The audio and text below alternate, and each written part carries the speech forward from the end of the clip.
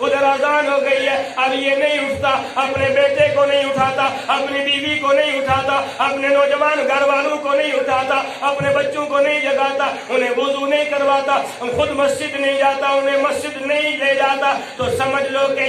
یہ مسلمان روح کی خدمت کرنے والا نہیں ہے، بلکہ یہ لالچی بوڑھا ہے۔ یہ کون ہو گیا؟ لالچی بوڑھا، یہ لالچی بزرگ ہے۔ آپ خود تو جنت ڈھونڈ رہا ہے، بیوی جہنمی بنی پڑ رہی ہے، بیوی سو رہی ہے، بیوی اٹھی ہے بابا جی،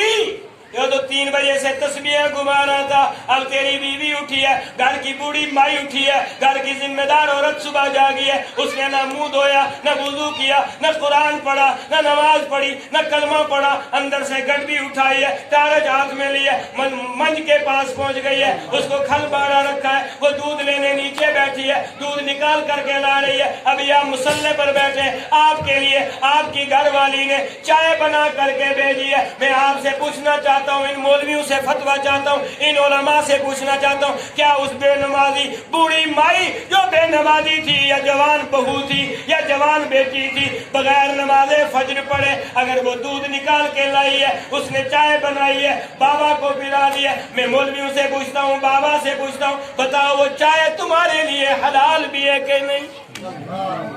وہ چائے تمہارے لیے حلال ہے؟ وہ جو بے نمازن عورت دودھ نکال کے لائی ہے، اس نے وضو ہی نہیں کیا، پھر اس نے برتن صاف کیا، جزاکم اللہ خیر۔